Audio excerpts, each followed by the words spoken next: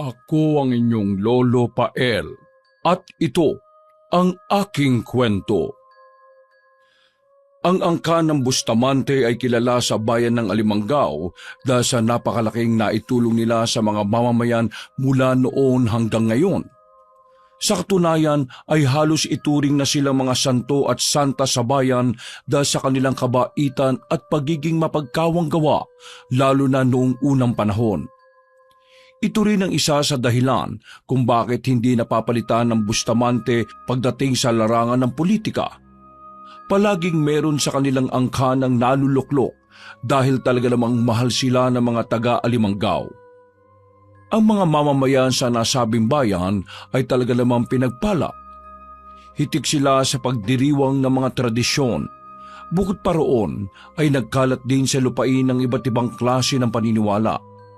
Wala silang tinatangi, papakristyano, Muslim, Protestante o kung ano paman ay malaya ang sinuman kung anuman ang nais nilang panampalatayaan. Nagtataglay din ng bayan ng masaganang lupain, pamumuhay at magandang kapaligiran. Maraming tagong kwentong kababalaghan ang nasabing lugar. Kaya naman napuno ito ng tradisyon na magpasa hanggang ngayon ay nagpapatuloy. 10 na ang nagdaang alkalde sa bayan ng Alimangaw at ang kasalukuyan ngayong namumuno ay si Siegfried Bustamante. 30 anyos lang nang siya ay mahalal sa kanilang lugar. Dahil sa impluwensya ng yumao niyang mga magulang na sina Ginoong Fredo Bustamante at Ginang Zigaina Bustamante, ay napanalunan niya ang pagkaalkalde ng walang kahirap-hirap. Unang-una ay nagpapasalamat ako sa Diyos. Pangalawa ay sa inyo, mga mamamayan ng Alimangaw. Kung wala ang biyaya ng may kapal at ang tulong niyong lahat, ay hindi ko mararating ang pwestong ito. Alam kong hindi lang dahil sa pagmamahal niyo sa aming pamilya, sa aking ama na dating alkalde kung bakit ako naluklok. Lahat ng to ay pinagpapasalamat ko sa Panginoon at sa inyong mga Alimanggenyo. Makakaasa kayo na gagampanan ko at mas higitan pa ang nagawa ng aking Tatay Fredo. Dumagungdong ang malakas na tunog ng malalaking instrumento kasabay ng sigawan ng mga mamamayan. Pagkatapos magsalita ay naglakad na papunta sa harap ng entablado ang makisig na bagong alkaldeng si Siegfried. Inayos pa niya ang kasuotan niyang gawa sa mamahaling klase ng telang nangingintab sa pagkakayumanggi. Napaka-elegante nito kung titingnan at sa bahaging dibdib at magkabilang dulo ng manggas at nakaukit ang simbolo ng kanilang bayan, ang alimango. Pagkatapos ay marahan niyang itinaas ang 2 kamay na ginaya ng mga tao habang hawak ang maliit na piraso ng telang may tatak ng kanilang bayan. Pakikisa ito bilang pagsasaya sa kanyang pagkakaluklok. Nilibot ng gwapong binatang alkalde ang buong entablado habang nakangiting kumakaway. Dahil doon ay lalong lumitaw ang taglay niyang karisma na lubos na ikinabighani ng nakararami, lalo na ng mga kababaihan, mapabata man o matanda. Muli, maraming salamat mga Alimanggenyo. Sa ngalan ng Diyos at pakikisa sa pagpapanatili ng katahimikan at kapayapaan, isinusumpa ko sa bato na maglilingkod ako ng tapat sa aking lupaing sinilangan. Dahil sa sinabi niyang yon, ay may napahiyaw sa galak, may naiyak, may napatalon at napagulong pa sa sahig. Ganoon katindi ang epekto niya sa taong bayan. Iba talaga ang dating ni Siegfried sapagkat may iilan pang ang mga tao sa di kalayuan na isinisigaw ang pangalan niya bilang isang santo na sugo ng Diyos. Ganitong-ganito rin ang naluklok ang kanyang ama, pero mas matindi ang pagkakaluklok niya sapagkat maraming tao ang tila sabik na sabik. Para silang mga bata na nag-uunahan sa kanyang atensyon, kaya kahit si Siegfried ay hindi rin makapaniwala sa naging pagtanggap ng mga mamamayan. Pagkatapos ng panunumpa, ay dinalaw niya ang puntod ng mga magulang at doon ay nanikluhod. Nay, sayang po dahil wala na kayo. Hindi niyo po nakita kung gaano kasaya ang mga tao nang maluklok akong bagong alkalde. Tay Fredo, gagampanan ko po ng maayos ang tungkulin ko sa bayan. Ang dalangin ko lang po gabayan niyo ako ni nanay kung nasan man kayo naroroon.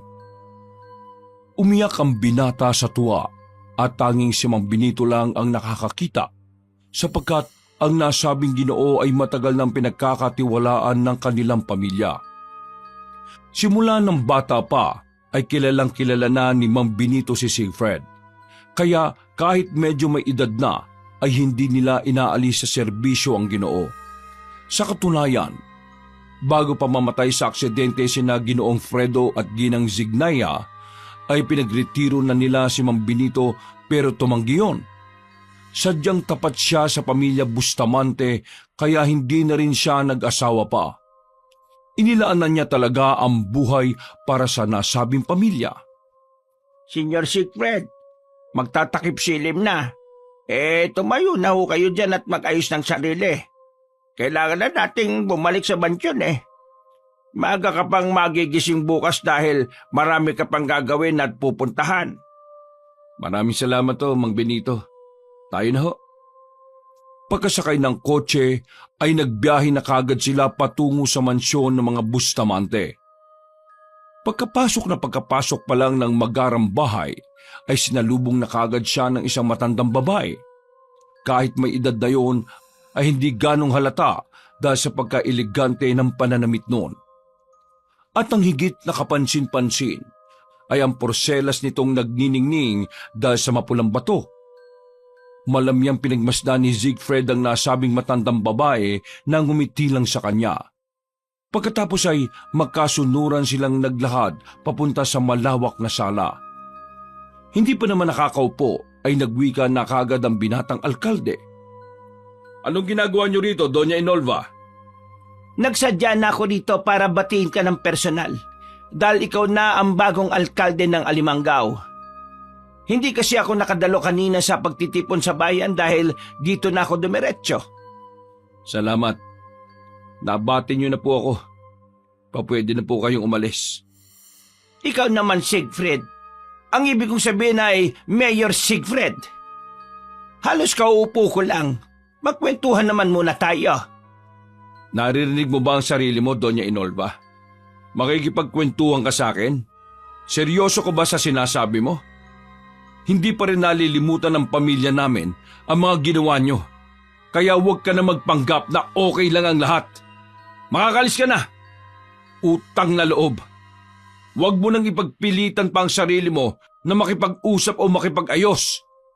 Dahil wala kang mapapala. Kailangan ko matulog ng maaga ngayon. Marami akong asikasuhin bukas.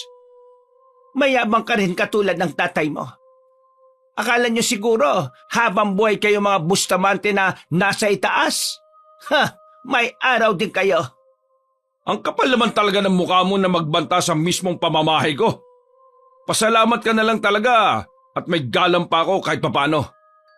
Wala lang din ako ngayong panahon na unahin ang katulad mo. Kaya umalis ka na bago pa kita ipakaladkad sa mga tauhan ko. Mang Benito, pakisamahan na nga yan sa labas.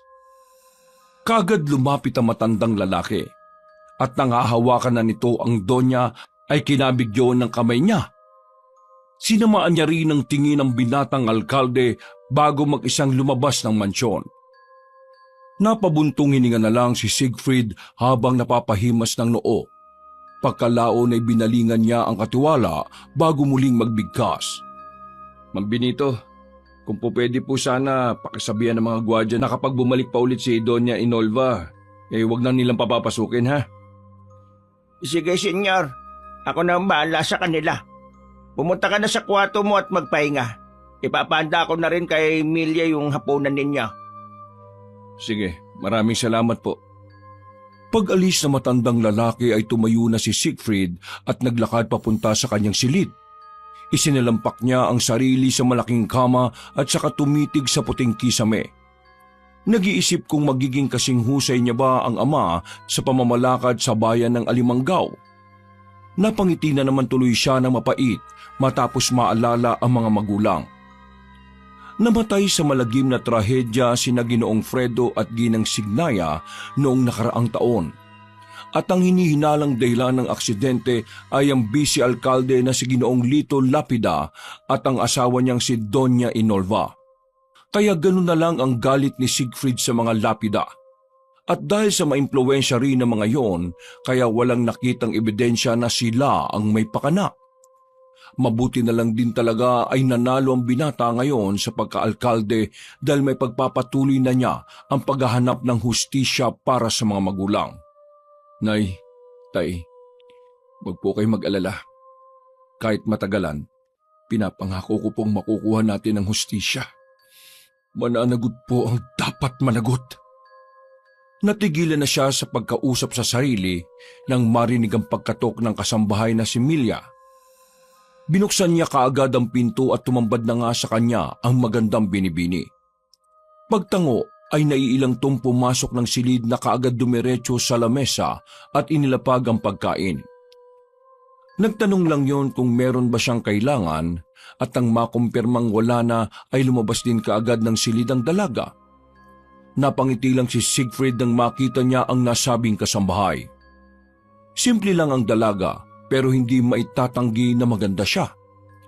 Kaya marami rin sa mga trabahador sa mansyon ang nagkakagusto sa kanya. Kung tutuusin, kung di lang siguro siya kasambahay, ay baka natipuhan na rin siya ng binatang alkalde. Pagkasara ng pinto, ay nagsimula na siyang kumain. At dahil pagod at tinaantok na rin, kaya hindi na niya inubos ang pagkain. Uminom lang siya ng tubig at saglit na nagpahinga bago matulog. Kinabukasan, katulad ng inaasahan ay marami nga kagad ang inasikaso ang binatang alkalde. Gustuhin niya man sanang magpahinga pa ng mahaba-haba, pero kailangan na niyang gampanan ang naiwang tungkulin ng ama sa kanilang bayan. Inabot siya ng takip silim sa munisipyo at nang pauwi na ay meron siyang nabalitaan mula sa mga manggagawa. Mang Benito, nakumpirma niyo po ba kung totoo yung balita? Oo, senyor. May mga nagprotesta nga roon sa sakahang pagtatayuan ng bagong ospital ng bayan. Ang akala ko ba sumang-ayon na mga taga roon na matapyasan ng bahagya ang sakahan? Siguradong kagagawa na naman yan ng mga lapida ni Doña Inolva. Malamang, inudyukan o binayaran niya mga taong nagpuprotesta na yon. Hindi pa rin talaga siya tumitigil sa mga pinaggagawa niya kahit nagsisimula na ang karma sa asawa niya. Nasabi yun ni Siegfried sapagkat nito lang nakalipas bago maganap ang eleksyon ay inatake sa puso si Ginoong Lito Lapida. Ito rin ang isa sa dahilan ng pagkapanalo ng binata sa laban. Naisip din kasi ng karamihan sa mga Alimangenyo na paano pa makakapagserbisyo ang taong nakaupo na sa wheelchair. Mang Benito, mauna na kayo umuwi sa bahay. Meron lang akong importanteng dadaanan. Senyor, maaari ko bang malaman kung saan kayo pupunta? Para hindi na ako mag-alala at mapuntahan kayo kagad kung sakali. Hindi nyo na kailangan mag-alala sa akin, Mang Benito. Pero para mapanatag ka, sasabihin ko na kung saan ako pupunta. Kailangan kong bisitahin si Dominador. Senyor, anong binabalak nyo? At bakit kayo makikipagkita sa taong yon? Mapanganib siyang tao. Alam niyo naman na kilala siya sa pagiging tuso at isa siyang mangkukulam.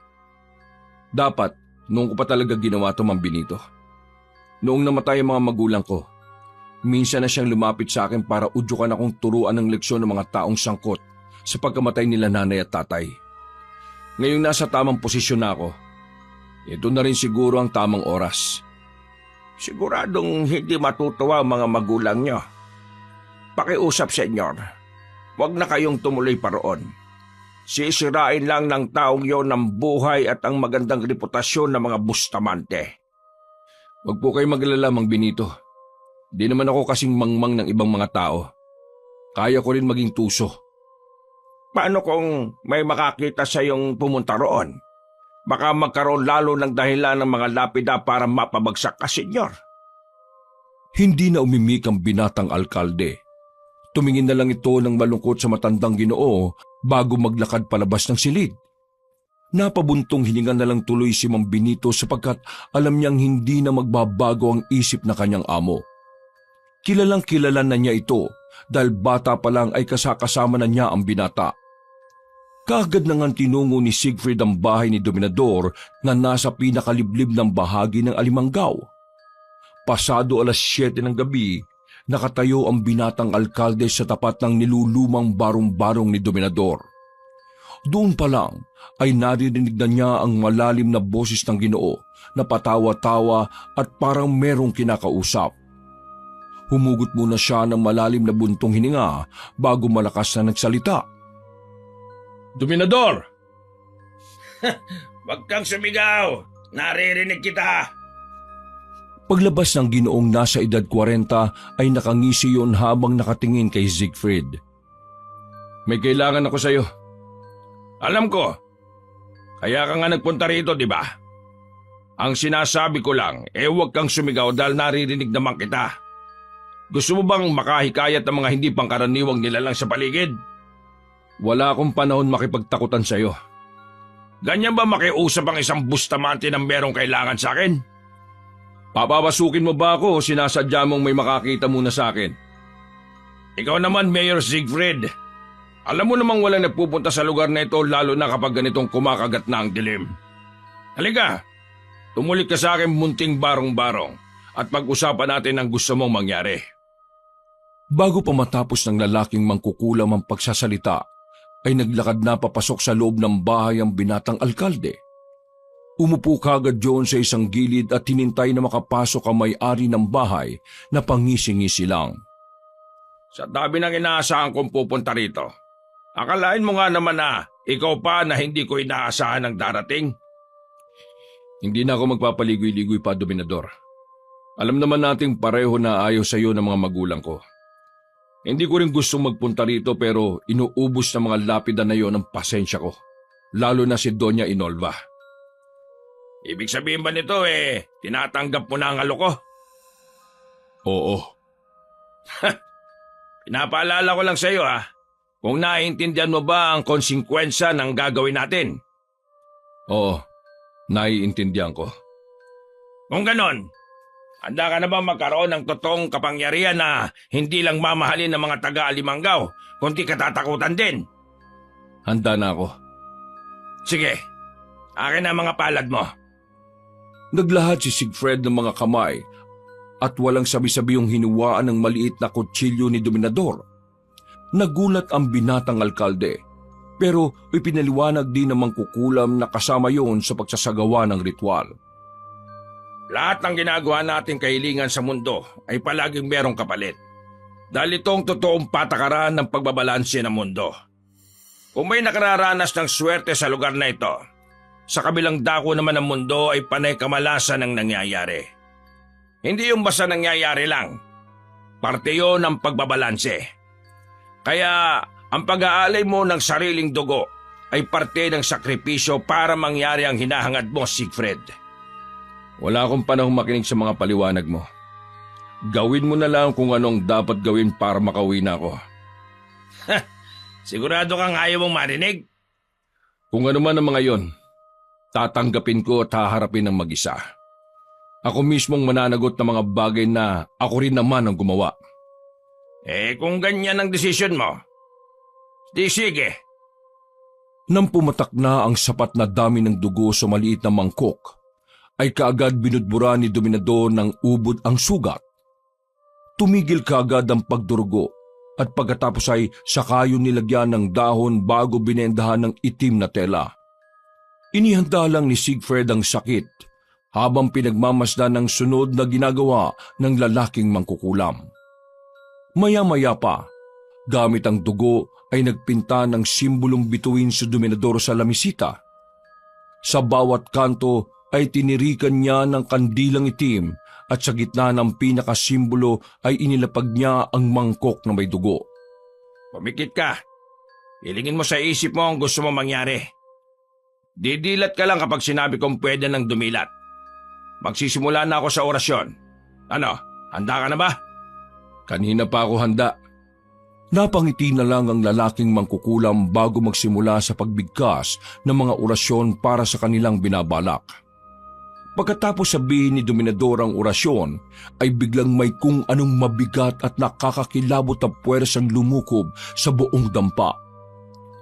Nanayo ang mga balahibo ni Siegfried pero hindi niya ito masyadong pinansin.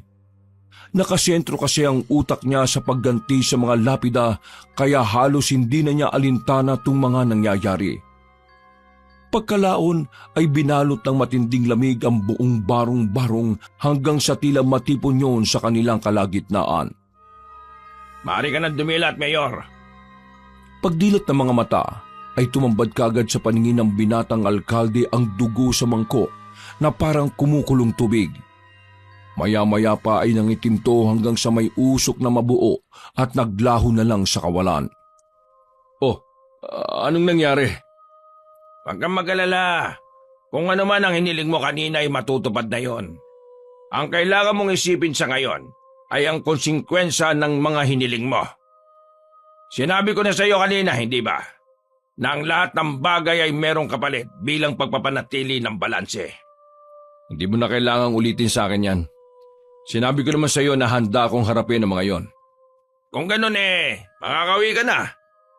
Muli, binabati kita bagong alkalde sa bayan ng Alimangaw. Nawa mahigitan mo ang mga nagawa ng iyong ama dito sa ating bayan.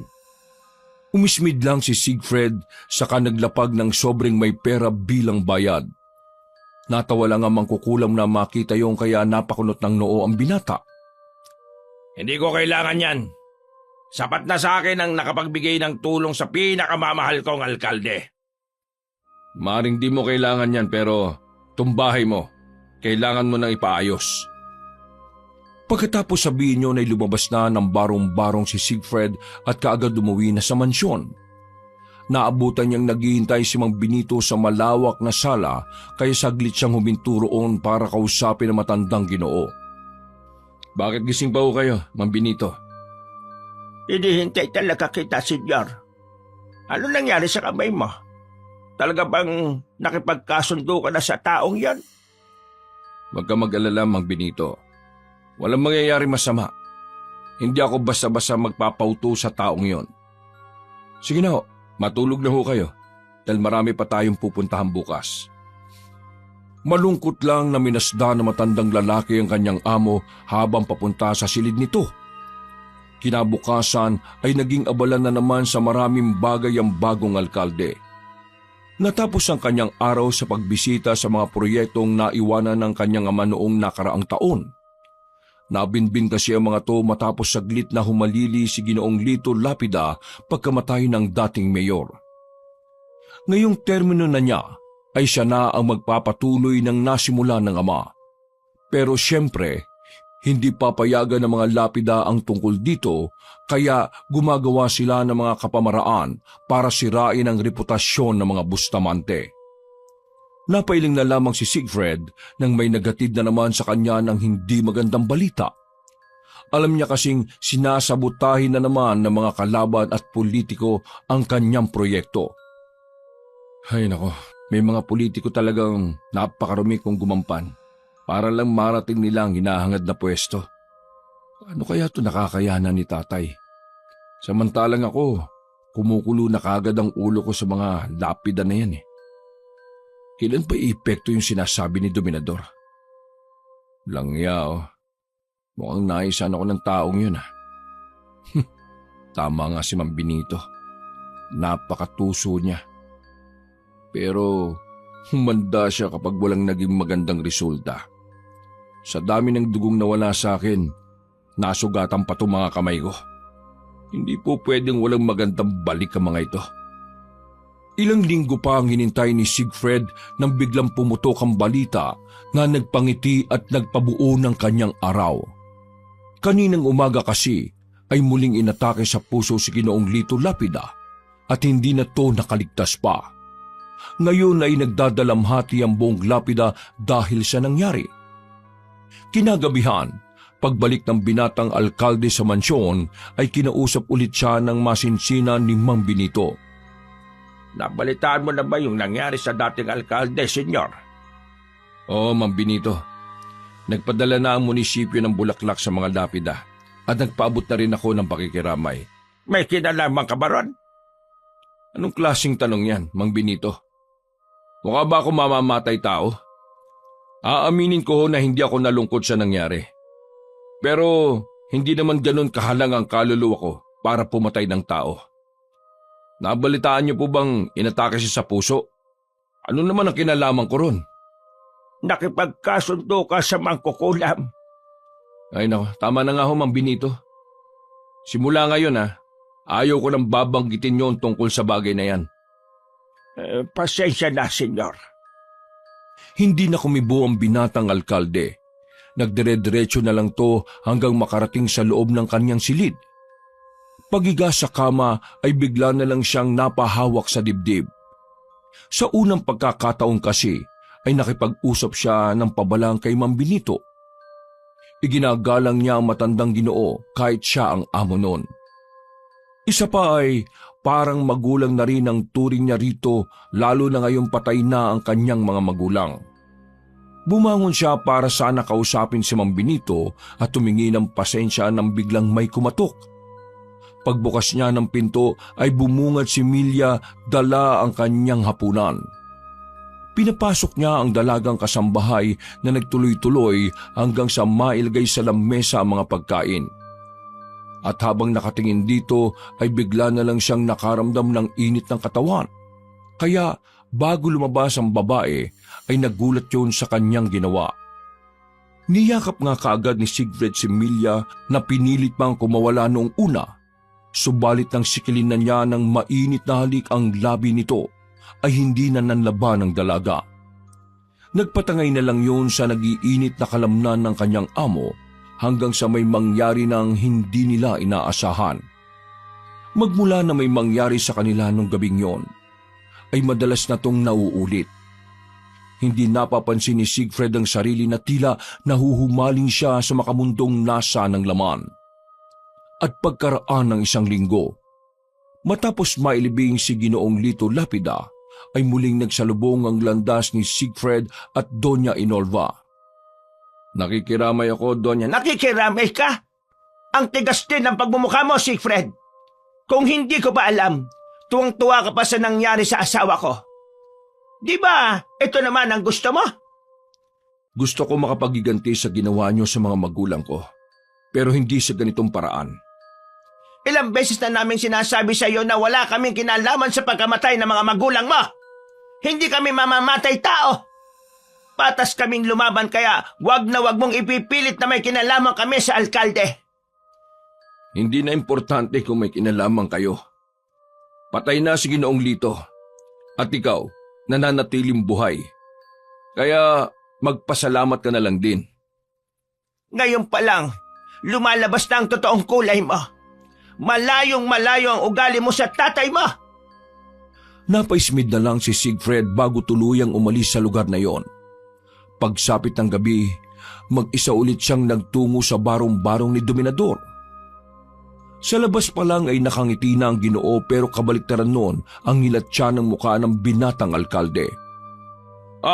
Bakit parang hindi ka masaya, mahal kong alkalde?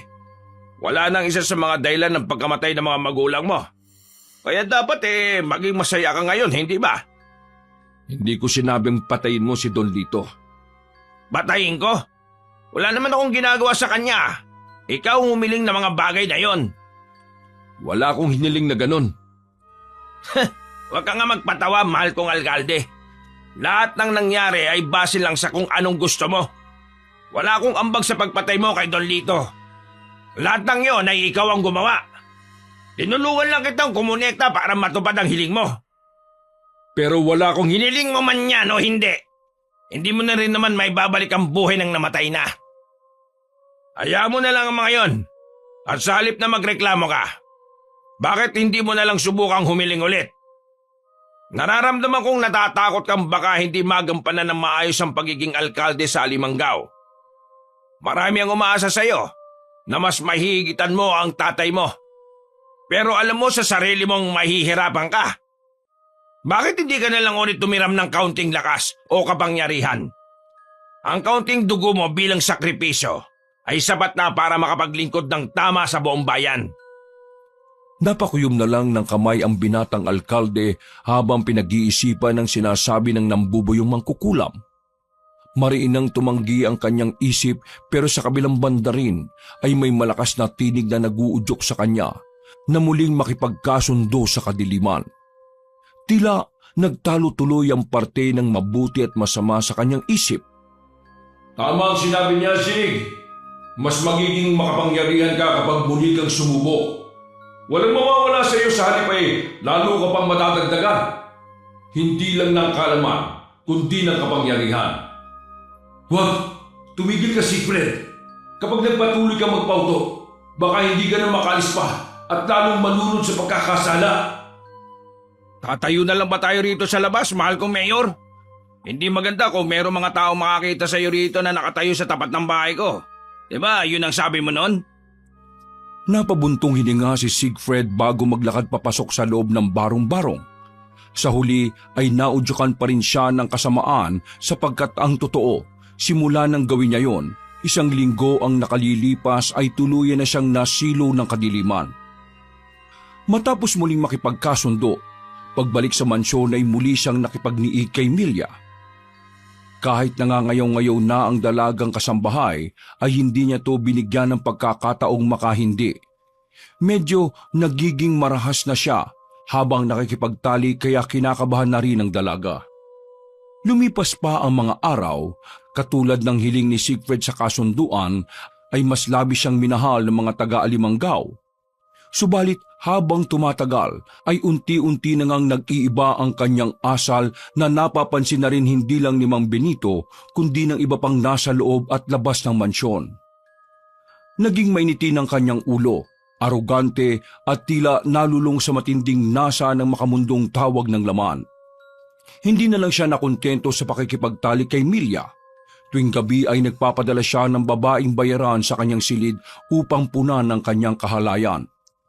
Sa bawat araw na nagdaraan ay dumarami ang mga babaeng dumaraan sa palad ng binatang alkalde.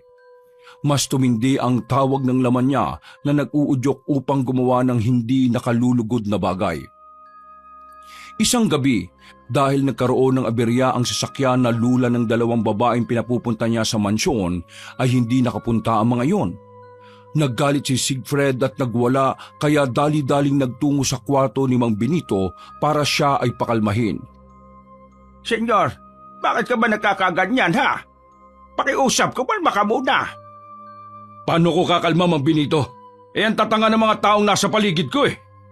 Huminahon ka muna, senyor, dahil natatakot na sa iyo ang ibang mga kasambahay. Bay dapat lang na matakot sila sa akin. Dahil kung di sila matatakot, ibig sabihin mahina akong leader.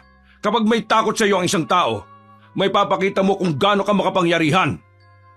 Hindi ganyan ang itinuro ng mga magulang mo pagdating sa pagkakaroon ng kapangyarihan. Nakikiusap ako, Siegfried. Itigil mo na ang pakikipag-ugnayan sa dominador na yon. Nilalaso niya ang utak mo. At bakit ako makikinig sa iyo, Mang Benito? Sino bang amo sa ating dalawa, ha? Hindi nakapagsalita ang matandang Ginoo. Dahil tila nanilisik na ang mga mata ni Siegfried na akala mo ay isang mabangis na hayop. Nakakalimutan mo na yata ang posisyon mo sa bahay na to, Mang Benito. Paumanhin, senyor. Sige na, lumabas ka na at tawagin mo si Milya. Kailangan ko siya ngayong gabi. Mag-ayos siyang mabuti at maglinis ng katawan bago pumunta rito dahil may gagawin kami. Pagtango ng matandang lalaki ay dali-dali yung lumabas ng kwarto. Pagkasara ng pinto ay bigla na lang napahawak si Siegfried sa kanyang dibdib sapagkat nakaramdam siya ng matinding kabigatan matapos mapagsalitaan ng hindi maganda si Mang Benito. Naguguluhan siyang napaupo sa kama habang pinag-iisipan ng mga sinabi kanina. Bakit ko sinabi yung kay Mang Benito? Paano ko nagawang sabihin ng mga yun sa kanya? Ano ba itong nangyayari sa akin? Tumingin siya sa malaking salamin at gano'n na lang ang gulat niya nang makita ang sariling refleksyon na tila ibang-iba na ang dati kumpara noon. Napalunok na lang siya ng laway habang tila nalilito sa mga nangyayari. Gusto niyang pigilan kanina ang sarili na magbigkas ng hindi magagandang mga salita. Pero kahit anong gawin niya, ay hindi niya naman makontrol ang bibig. Para bang kusa na lang tong naglalabas ng mga hindi magagandang salita nang walang pahintulot niya. Makalipas ang higit 15 minutos na pagninilay-nilay, tila nagising na lang siya sa ulirat nang marinig ang pagkatok sa pinto. Pagkatapos noon ay pumasok na ng kusa si Milya. Nang makita niya ang dalaga, ay nabuhay na naman bigla ang espiritu ng kahalayang namamayani sa kanyang katauhan. Napapangisi niyang hinatak ang dalaga papunta sa kama at saka isinigawa ang plano. Nagmamakaawa na ng husto si Milya pero patuloy pa rin siya sa ginagawang kalupitan hanggang sa mairaos niya nga ang matinding tawag ng laman.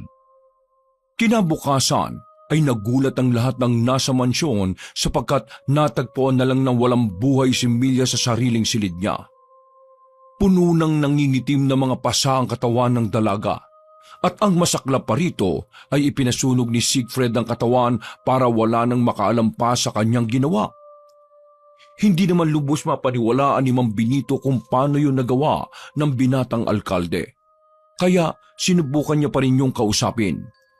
Natakot na rin kasi ang mga nasa mansyon na baka sila naman ang isunod kapag nagpatuloy pa ang ganitong gawain. Alam kong wala akong karapatan na magsalita o magtanong o magpaalala sa iyo. Isa lang akong hamak na kasambahay katulad ni Milya na ipinasunog mo ang katawan. Pero ano pumasok sa kokote mo, senyor? Bakit mo ginawa yon? Dahil ako ang alkalde sa bayan na to. Kahit anong gawin ko at iutos ko, walang pwedeng humadlang, Mang Benito. Naiintindihan mo ba ang sinasabi mo ngayon, ha? Kalabisan na ng kapangyarihan tong ginagawa mo, senyor. Hindi na malulugod ang mga magulang. Wag na wag mong babanggitin ang mga magulang ko! At sino ka para pagsalitan ako ng ganyan? Mag-iingat ka sa mga sinasabi mo, Mang Benito. Nakalimutan mo na yata na bukod sa amo mo ako, pinunumbayan ng kausap mo. Susunugin mo rin ba ako katulad ng ginawa mo kay Milya? Dahil sa mga sinabing yun na matandang Ginoo, ay tila nagising sa sariling kahibangan si Siegfried. Para siyang nabuhusan ng mainit na tubig at biglang natauhan. Hindi pa huli ang lahat para sa iyo, senyor. Habang maaga pa, baliin mo na ang sungay mo dahil kung hindi, baka dumating ang oras na ikaw mismo ang matuhog ng sarili mong kapalaluan. Hindi na nagawang makaimik ng mayor dahil lumabas na ng silid si Mang Benito. Napaupo na lang siya sa kama at napaisip sa kanyang nagawa habang pinipiga ang buhok. Lumipas pa ang mga araw, linggo at buwan. Sinubukan naman ni Siegfried na kontrolin ang sarili. Hindi na siya nagpapadala sa masamang udyok ng kung anong nilalang sa kanyang isip. Umiwas na rin siya kay Dominador at itinama ang ilan niyang pagkakamali. Subalit may mga pagkakataon talaga na sinusubok ang kanyang pasensya. Tulad ngayon sa pangunguna ni Doña Inolva ay may mga taong nag-aklas habang sinisimulan ng gawin ang proyekto ng ospital sa dating sakahan. Ipinatayo ang ospital para rin sa benepisyo ng mga mamamayan sa Alimangaw. Subalit, inuudyukan ni Doña Inolva ang ilang tao na dating nakatira roon para mag-aklas.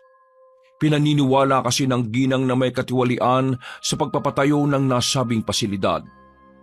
Dahil tuloy sa galit ay hindi na naman napigil ng binatang alkalde na lumapit kay Dominador na naghihintay lang sa kanya palagi. Ang akala ko ba wala ka ng balak na magpunta rito? Hindi ba't binantaan mo pa ako nung nakaraang linggo na umalis na sa Alimangaw? Ha! Mukhang nagiba yata ang ihip ng hangin ngayon.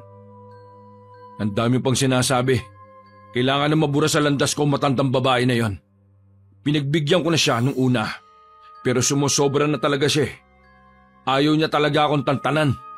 Sigurado ka na ba dyan? Baka mamaya ako na naman ang sisihin mo. Ibigay mo na ang lahat ng gusto ko para matapos na to. Oh, masyado ka namang atat. Halika, sumunod ka sa loob ng barong-barong ko. Katulad ng mga nakalipas na gawain ay inulit na naman nga nila ang pag-uurasyon.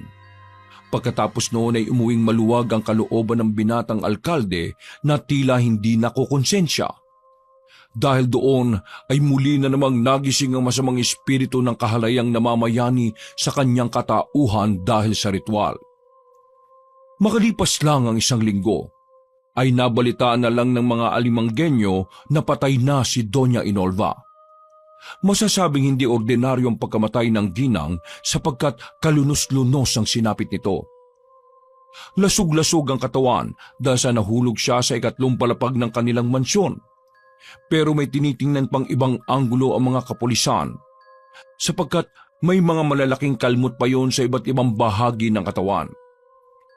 Pinatotohanan nga to ng isang kasambahay na mga lapida. Ang binatang nagngangalang Orly, ayon sa kanya, ay sinalakay mismo si Doña Inolva ng alaga nilang tigre, na siyang dahilan kung bakit yun nahulog. Palagi naman daw pinakakawala ng nasabing hayop at maamo to kahit kanino. Subalit iba nung gabing yon, dahil parang sinaniban ng masamang espiritu ang tigre. Namumula mga mata nitong nanlilisik, naglalaway at galit na galit. Ang tanging katakataka pa, ayon sa kwento ni Orly, ay tanging si Doña Inolva lang ang inatake ng tigre. Nang malaman naman ni Siegfried ang tungkol sa nangyari, ay napahalakak na lang siya na parang isang demonyo. Sinundan pa yun ng maraming swerte dahil tumigil na rin ang mga pagpoprotesta laban sa pagpapatayo ng ospital sa dating sakahan. Bilang kapalit sa mga kahilingan ng binatang alkalde ay patuloy siyang ginamit ng masamang espiritu na lumulukob sa kanyang pagkatao. Nagpatuloy ang kahalayan niya at habang tumatagal ay mas lalong lumalala kahit na anong gawin niya ay hindi pa rin siya makontento. Sa dami ng mga babaeng nadaungan ng kanyang katawan ay hindi pa rin mapunan ng makisig na lalaki ang kasapatang hinahanap na makamundo niyang laman na hayok sa pagnanasa. Nagpatuloy siya sa ganoong gawain kaya nagpatuloy rin ng mga kababaihang nasasaktan at namamatay ng walang kamalayan ang mga taga-Alimanggaw. Mas lalo tuloy nag-alala si Mang Benito para kay Siegfried sapagkat hindi na maganda ang ginagawa nun. May pangilan-ilan na rin kasi mga tao, lalo na sa loob ng mansyon, ang nagkakalat ng balita patungkol sa kabuktutan ng binatang alkalde. Lumipas pa ang mga araw. Malapit na ang araw ng pista ng Alimango. Kapag ganoon ay halos gabi-gabing nagkakaroon ng kasiyahan sa mismong plaza sa tapat ng munisipyo. Naging tradisyon na ang pagbibigay kasiyahan sa nasabing bayan sa paniniwala ng tao na pagpapalain sila ng karagatan kapag ginawa ang pasasalamat na yon. 4:00 ng hapon ay nakahanda na ang mga tao para tungayan ng parada. Tanghaling tapat subalit ramdam na ang lamig sa probinsya sapagkat nalalapit na rin kasi ang taglamig. Nagtipon ng lahat sa isang mataas na bulwagan upang ganapin ang kasiyahan. Magandang hapon sa inyong lahat, mga Alimanggenyo! Handa na ba ang lahat para sa kasiyahan sa ating bayan? Nagtilian ng mga tao, lalong higit ang mga kababaihan na makita si Siegfried. Tulad pa rin ng dati ay mistulang santo na sinasamba ang tingin sa kanya ng mga mamamayan. Hindi lang dahil sa taglay na impluwensya o karisma niya, kundi dahil na rin sa hiling niya gamit ang itim na kapangyarihan. Maraming salamat sapagkat pinagsama-sama tayo ulit sa kasiyahang to. Malungkot man dahil wala na ang aking ama, ang dating alkalde ng Alimanggaw. Pero ipagpapatuloy ko ang mga nasimulan niya at mas lalo pang pagagandahin ang ating lugar. Pagkatapos ng mahaba-haba niyang salaysay, ay pumwesto siya sa pinakamataas na upuan na nasa tapat ng bulwagan upang doon tunghayan ang mga magaganap mamaya. Katabi niya ang mga konsihal at ilang kilalang tao sa kanilang lugar. Pagkatapos ng parada ay nagkaroon na nga ng ilang mga pagtatanghal at kasiyahan. May mga batang nag-alay ng tula para sa buong bayan na sinundan ng isa pang tula patungkol sa kasaysayan ng pista ng mga Alimango. May mga serkero rin na nagtatanghal at nagpapasaya sa alkalde at mga manunood. May umawit ng pasasalamat sa Diyos. May nagsagawa ng dula patungkol sa buhay ng mga Bustamante na sinasabing isa sa pundasyon ng kanilang bayan at sa huli ay may isang babae ang nagsayaw. Siya si Aliyah, edad 30 na biniyayaan ng angking husay sa pagsasayaw. Kilala siya sa bayan dahil sa talentong taglay at madalas siyang maihalin tulad ng marami sa isang santa dahil sa kanyang kagandahan. Nagsimulang tumipa ng instrumento ang mga manunugtog at habang sinasabayan ni Aliyah sa pagkampay ng mga paa at kamay ang tugtugin ay lubos na nahuhumaling ang maraming manunood kabilang na rin ang binatang alkalde. At isang masigabong palakpakan ang natanggap ng babae matapos siyang magsayaw. Hindi naman maialis ni Mayor Siegfried ang tingin kay Aliyah. Lubas siyang nadala sa husay at kagandahan noon. Ilang saglit pa, pagkagat ng dilim ay kagad na sinindihan ang fireworks na lalong nagpaganda at nagpasaya sa gabi ng pagdiriwang. Talaga namang nasulit ng mga tao ang kasiyahan. Subalit lingid sa kanilang lahat ay nasa ilalim na sila ng pamumuno ng alkaldeng nabulag na sa kapangyarihan. Nang lumalim na ang gabi, pauwi na si Aliyah sa kanyang bahay nang harangin siya ng ilang tauhan ni Siegfried. Nung una hindi pinansin ng babae ang mga yon sapagkat alam niyang tauhan to ng kanilang alkalde. Pero nang mapagtanto niyang siya ang pakay ng mga yon ay kaagad siyang naalarma. Ano pong kailangan niyo sa akin? Mawalang galang na sana. Makikiraan at kailangan ko na pong umuwi sa bahay. Hindi na nakaalma pa ang babae matapos siyang bitbitin ng isang lalaki. Pinilit niya pang pumiglas pero pinaamoy na siya ng pampatulog. Pagpasok sa loob ng sasakyan ay ang huli niyang nakita bago tuluyang mawalan ng malay ay ang alkalde. Huwag ka mag-alala, magiging ayos lang ang lahat dahil simula ngayon ay ako na makakasama mo. Sige na, matulog ka na lang ng mahimbing dyan. Simula nga ng gabing yon ay hindi na nakabalik pa si Aliyah sa kanyang bahay sapagkat tuluyan na siyang inangkin ni Siegfried. Wala namang nagawa ang babae sapagkat natatakot siyang baka may gawing masama ang alkalde sa kanya. Ano na naman ba tong ginawa mo? Anong plano mo sa babaeng yon, senyor? Iuwi mo na siya sa kanila. Parang awa mo na. Ako na nakikiusap sa iyo, senyor. Kailangan ko ba bang lumuhod sa harapan mo para lang mambinito? Dahil sa palagi kang nakikialam sa mga gusto kong gawin.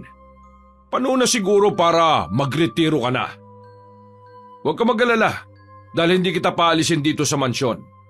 Alam ko naman na wala ka ng ibang pamilya na matutuluyan.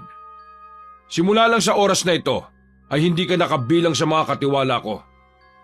Malaya ka nang gawin ang kahit anong gusto mong gawin dito sa mansyon. Maliban na lang ang pakikialam sa akin.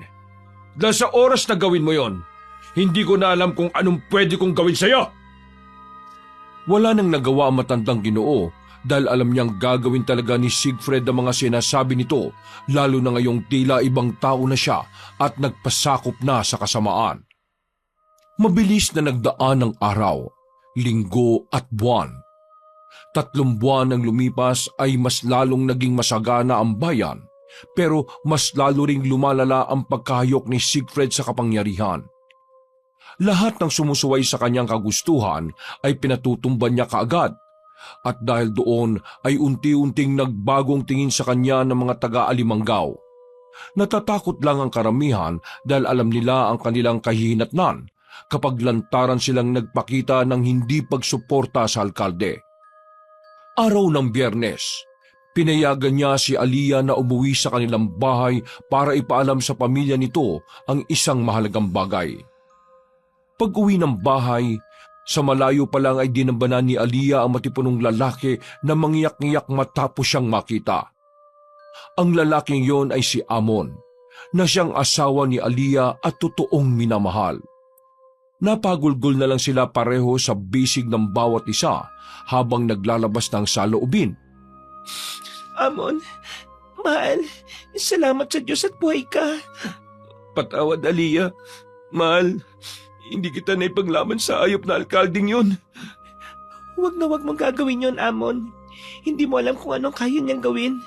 Isiguradong ipapapatay ka niya, kaya mas maigi na to. Umalis na tayo sa lugar na to, mahal. Magpakalayo-layo na lang tayo bago pa mangyari yun.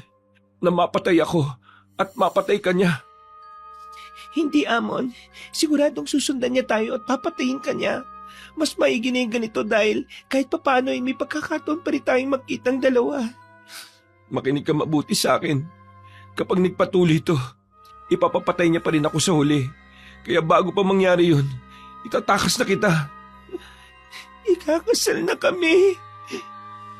Tila tumigil ang mundo ni Amon matapos yung marinig.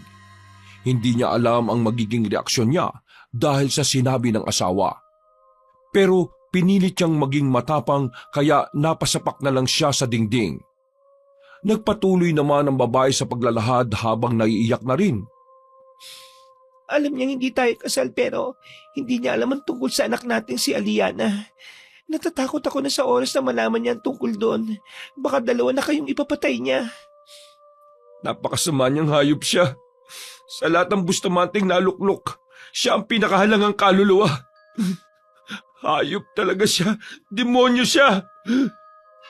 Natigilan sa pag-iyak ang babae at tiningnan ang nanlulumong mata ni Amon. Pagkatapos ay hinimas niya yon simula sa noo papunta sa mapulang pisngi hanggang sa malarosas na labi. Pinunasan niya ang luha na dumako sa matangos nitong ilong at matagal pang minasdan ang kabuuan ng maamo nitong muka. Pagkalaon ay yumakap ng maigpit si Alia upang ipadama ang labis na pagmamahal sa asawa. Sa isip niya ay ito na marahil ang huling yakap na mangyayari sa kanilang dalawa.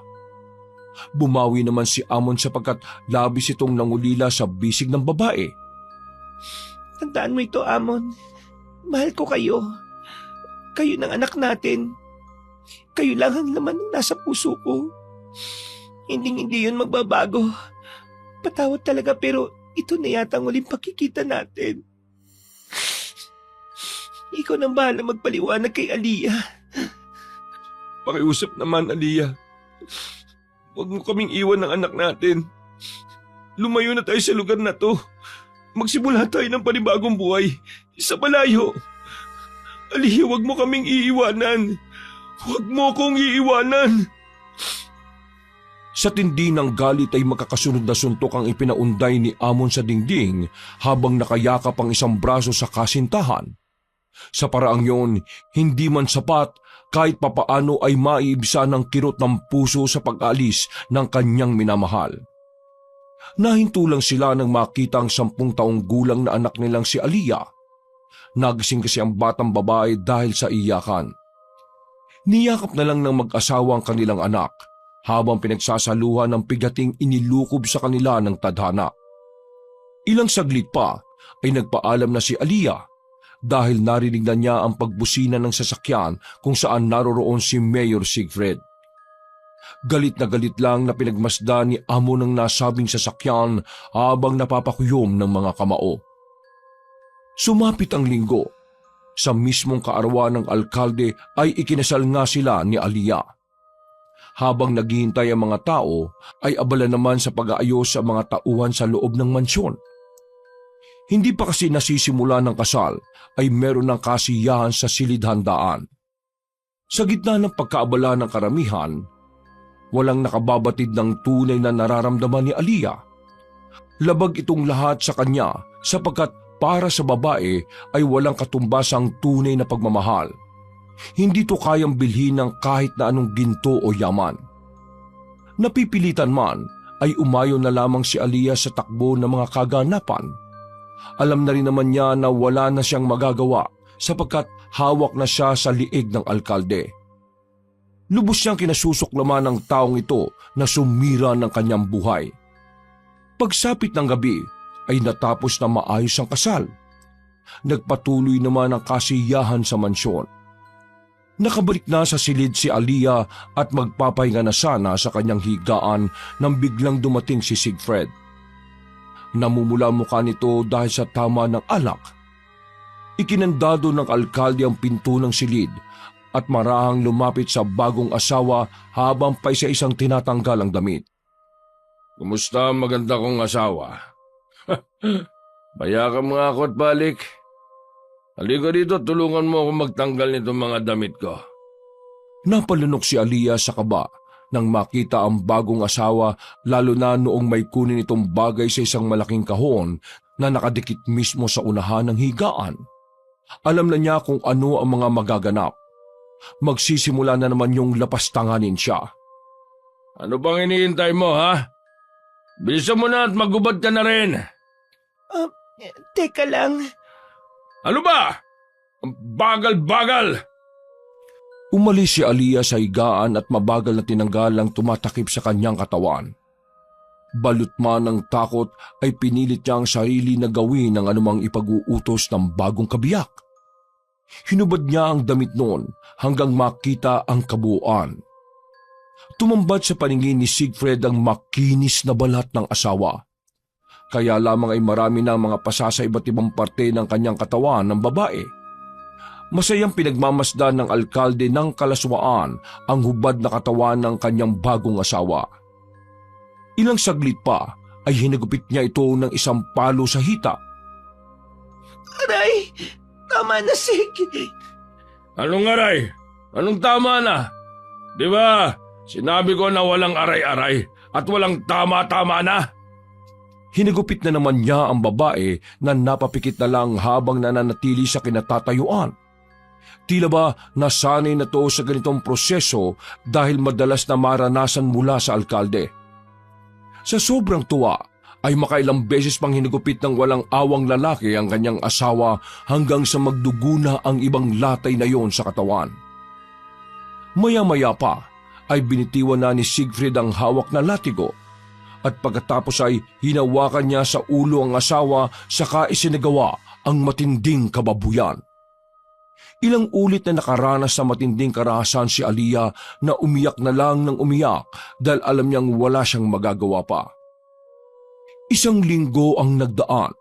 Ang katahimikan ng bayan ay nabulabog dahil sa mga ilang pag-aaklas. Dumami na kasi ang mga nakarinig ng masamang balita at nagpapatotoo sa ginagawang hindi maganda ng alkalde.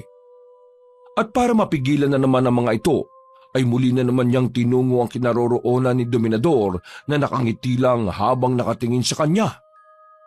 Aba, at napadalaw na naman pala ang butihing alkalde ng Alimango Himalaya at naalala mo ako ngayon. Matagal din bago ka nagpakita ulit dito Malamang, meron ka na namang kailangan. Kailangan ko malaman kung sinong nagpapakalat ng masamang balita tungkol sa akin. Hindi mo ba kayang ipahanap sa mga tauhan mo? Mahirap nang magtiwala ngayon dahil marami nang nananabutahe sa akin. Nahihirapan ka na magtiwala ngayon? Dati ka nang walang tiwala sa mga tao, Siegfried. Anong tinawag mo sa akin? Nakalimutan mo yatang alkalde mo ko, Dominador. Gusto mo bang pati ikaw Kapag pinatay mo ko, sino na lang ang tutulong sa iyo na maabot ang pangarap mo para sa bayang ito? Tingnan mo ang sarili mo ngayon. Hindi ka na mukhang kagalang-galang na alkalde. Mukha ka na lang ordinaryong tao, Siegfried. Wala nang natatakot sa kapangyarihan mo, kaya kung ako sa'yo ay umaksyon ka na. Mga walang niya sila. Ginagawa ko naman ang lahat para manatiling maganda ang bayan natin. Tapos kakalabanin nila ako, mga hayop sila. Kapag nalaman ko kung sino-sino sila, humanda sila. Dahil ako mismo ang papatay sa kanila. Kailangan mo pa ng maraming sakripisyo para mas mapagbigyan ka. Sa huli ay naudyukan na naman ang alkalde ng tusong mangkukulam na mahilig mambuyo para mabitag sa kanyang patibong. Pagsapit ng gabi, pag-uwi ni Siegfried sa mansyon ay naabutan niya ang pag-uusap ng pasikreto ni Mang Benito at Aliyah. Kaya pasimple siyang nakinig sa dalawa. Makinig kang mabuti, Aliyah. Habang hindi ka pa napapatay ng senyor, umalis ka na rito. Mamayang gabi, tutulungan kita makalabas ng mansyon. May alam akong sikretong daan. Totoo po ba yan, Mang Benito? Paano kapag nalaman to ni Siegfried? Baka kayo naman po mapano. Matanda na ako at mahabang panahon na akong nabuhay. Sapat na yon. Ikaw, maaari ka pang makapagsimula sa ibang lugar. Kaya bibigyan din kita ng pera at gamitin mo yon para makapagsimula kayo ni Amon at ng anak ninyo. Nanlaki ang mga mata ni Siegfried nang malaman niyang ang tungkol sa anak ng kanyang asawa. Habang nakikinig ay napapakuyom siya ng mga kamao at napapakagat ng labi dahil sa galit. Pinipigilan niya ang sarili na gumawa kagad ng aksyon dahil gusto niya pang marinig ang pag-uusap ng dalawa. Alam kong mahirap na paniwalaan tong sasabihin ko. Pero noon naman, bago maging alkalde si Senyor, katulad niya rin ng mga magulang niya na totoong merong malasakit sa mga tao. Ngayon, dahil sa pagkabulag niya sa kapangyarihan, nagawa na yata niyang isanla ang kaluluwa niya sa demonyo sa tulong ng walang hiyang mangkukulam na si Dominador na yon.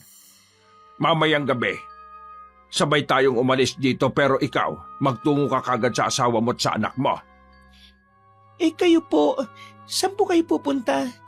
Bakit di na lang po kayo sumama sa akin? Meron pa akong dapat tapusin. Dapat dati ko pang ginawa yon nung hindi pa nasisilo si Senyor ng mangkukulam na yon. Ako mismo ang papatay sa hayop na yon para matigil na ang lahat ng kabuktutang ginagawa ng naiwang Bustamante dito sa bayan ng Alimangaw. Paano pong di kayo magtagumpay? Kailangan ko magtagumpay. Ay sige na, pumunta ka na sa kwarto ng mag-asawa dahil malamang parating na ang alkalde. Makita tayo mamayang 12:00 sa hardin. Wala ka nang dadalhin na kahit na ano para hindi mahalata ng asawa mo na tatakas ka na rito. Lalong nagngit-ngit sa galit si Siegfried nang marinig yun. Habang napapakuyom at napapakagat ng labi ay napasigaw na lang siya sa isipan. Walang niya ka, matanda ka. Tama nga sinabi ni Dominador na traidor ka. Tingnan natin mamaya. Nagtungo na kaagad siya sa kwarto at nagkunwaring walang alam sa mga nangyayari. Lumipas ang mahabang oras, pagsapit ang 12:00 ng hating gabi ay isinagawa na nga ni Mang Benito at Alia ang plano. Tumakas sila sa mansyon gamit ang sikretong lagusan na ang pinagkakatiwalaang pamilya lang ng Bustamante ang nakakaalam. Bago makarating sa mismong bayan ay naghiwalay na sila ng landas. Si Alia ay tinungo na ang kanyang asawa pero si Mang Benito ay magpupunta pa sa kinaroroonan ni Dominador. Pero bago pa makarating doon ng Ginoo, ay hinarang na siya ng isang sasakyan. Ganun na lang ang gulat niya nang makitang si Siegfried na nakangisi pero kitang-kita sa mga mata ang matinding galit. Nagulat ba kita, Mang Benito? Anong ibig mong sabihin, Senyor? At talagang nagmamangmaangan ka pa, ha? Ang kapal ng mukha mong traidor ka? Dapat talaga noon pa pinatalsik na kita sa mansyon kung alam ko lang na ganito ang gagawin mo sa akin. Nalulukot ako para sa iyo, Senyor. Ngayon pa lang, humihingi na ako ng tawad sa mga magulang mo dahil hindi kita nagabayan ng maigi. Nabigo ako sa pangako ko sa kanila. Huwag mo na silang idamay dito, traidor ka! Pagkatapos noon, ay sumenya siya sa mga tauhan na kaagad namang pinagbababarilang matandang lalaki na walang kalaban-laban. Nang makitang wala ng buhay si Mang Benito, ay tinalikuran na lang kaagad niya ito at sumakay na ng kotse papunta naman sa kinaroroonan ni Alia. Naabutan niya pa ang dalawa na nag-uusap sa labas ng bahay kaya hindi na muna siya nagpakita at hinayaan na lamang ang mga to na mag-usap. Amon, mahal, umalis na tayo rito. Tinulungan ako ni Mang Benito na makatakas sa mansyon. Umalis na tayo rito habang may oras pa. Sige mahal, mag-aanda na ako. Gisingin mo na si Aliana. Bago sila pumasok sa loob ng bahay ay nagyakapan muna sila ng maigpit at naghalikan. Damang-dama nila ang tamis ng tunay na pagmamahal ng bawat isa. Nang tumanggal sila sa pagkakayakap ay nagulat si Alia nang mula sa mga labi ni Among ay marahang tumulo ang dugo. Amon, ano nangyari? Bakit nagdudugo ang bibig mo? Hindi na niya natapos ang pagsasalita sapagkat tila napayakap ulit sa kanya si Amon at napaluhod pa. Inalalaya naman niya kaagad to at doon na rin niya nakita sa likuran si Siegfried kasama ang ilang mga tauhan. May hawak yung baril na halatang kapuputok pa lang dahil sa usok. May tama ako ng baril sa likod. Amon! Diyos ko po! Anong ginawa mo sa kay Amon, Siegfried? Ngumingisi lang ang alkalde habang papalapit. Napaupo naman sina Amon at Aliyah habang pinagmamasdan ng mga kalabang papalapit. Akala mo siguro hindi ko malalaman ng tungkol sa pagtakas mo, ano? Narinig ko kayo ni Mang Benito kagabi na nag-uusap. Walang yang traidor na matandang yon. Anong ginawa mo kay Mang Benito? Ano pa bang ginagawa sa mga traidor na wala ng silbi? Di pinapatay. Katulad ng gagawin ko dyan sa lalaking tinatawag-tawag mong mahal. Siegfried, pakiusap, maawa ka. Walang kasalanan si Amon dito.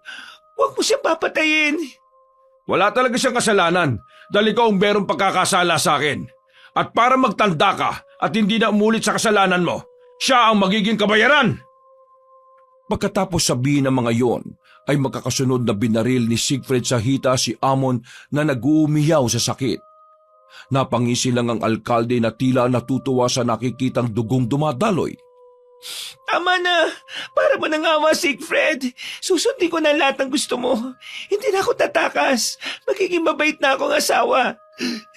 Kahit anong sabihin mo't gawin sa akin, hindi na ako magrereklamo. Parang awa mo na. Huwag si Amon. Dahil sa mga sinabing yun ng babae ay tila mas lalong nainis ang alkalde, kaya lumapit to sa isang tauhan na may dalang patalim na katana at saka to kinuha. Pagkadaka ay mabilis siyang lumapit kay Amon na nagpupumilit tumayo kahit hindi maganda ang kalagayan.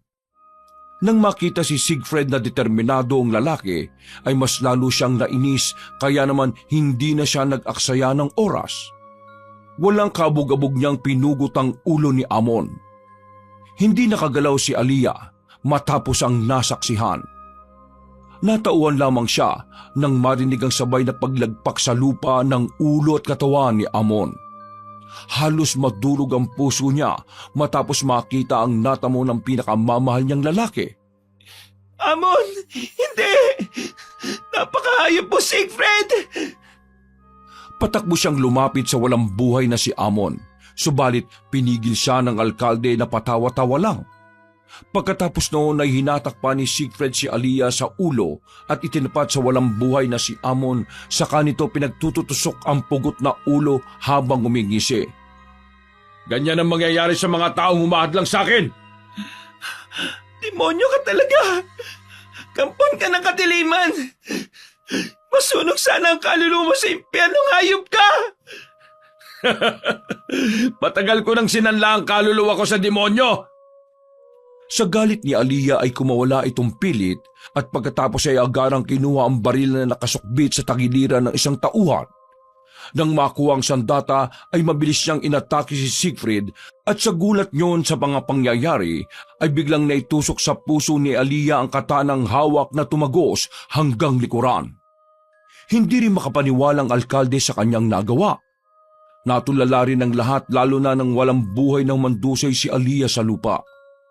Bumubulwak ang dugo nun sa bibig at dilat ang mga matang nawalan ng buhay. Anong nangyari? Aliyah! Hindi! Nabitiwan niya ang katana at saka nilapitan si Aliyah na wala ng buhay. Gumising ka, Aliyah! Gumising ka! Ano ba itong nagawa ko? Laking pagsisisi niya sa nagawa. Niyakap niya si Aliyah at hinawi ang buhok nito habang iniiyakan at patuloy sa paghingi ng tawad. Sa lahat kasi ng mga babaeng nakadaupang palad niya, ay dito lamang siya nakadama ng kasapatan sa tuwing magsisiping sila. At habang nagkakagulo, ay bigla namang lumabas ang batang babaeng si Aliyana sa kanilang bahay. Nang makita niya ang mga magulang na patay na, ay umiyak siya ng umiyak sa takot. Kasama ang batang babae ay nagtungo nga kaagad si Siegfried sa bahay ni Dominador at tumingi ng tulong. Subalit isang malakas na halakak lang ang isinukli ng tusong mangkukulam. Walang iya ka! Huwag mo akong tawanan! Kailangan kong buhayin ang asawa ko! Gumawa ka ng paraan! Wala kang kwentang mangkukulam! Kahit anong gawin natin, hindi na siya mabubuhay pa, no? Hayaan mo na ang mga patay sa mundo ng mga patay. Yan ang konsekwensya mo dito sa lupa habang nabubuhay ka. Lahat ng mga taong minamahal mo ay kukunin sa iyo ng mundo dahil hindi ka karapat dapat mahalin. Isa lang ang magmamay-ari ng kaluluwa mo, kundi ang kadiliman. Kaya maganda ka na pagdating mo sa kabilang buhay. Wala kang silbi. Wala kang kwenta mangkukulam. Ginamit mo lang ang dugo ko para mas mapalakas mo ang kapangyarihan mo. Hayop ka! Demonyo ka! Ako ba talaga ang walang silbi? Walang kwenta at manggagamit? Hindi yata. Baka naman ang sarili mo ang tinutukoy mo. Mahal kong alkalde, ha? Tingnan mo nga sarili mo ngayon, oh. Nakakaawa ka. Nabulag ka ng kapangyarihan na inakala mong dadalhin ka sa rurok ng tagumpay. Ni hindi mo nga kayang mapasunod ang mga tao o ang buhayin ng mahal mo eh. Nakakaawa ka. Pero mas lalo ka pang nakakaawa kapag nasa impyerno ka na. Siguradong pagpepiestahan ng mga demonyo ang katawan mo at paulit-ulit kang makakaranas ng matinding paghihirap na hindi mo naranasan dito sa lupa. Magpakasama ka na ngayon, Mayor Siegfried, dahil sa mga darating na panahon, aanihin mo ang lahat ng yan.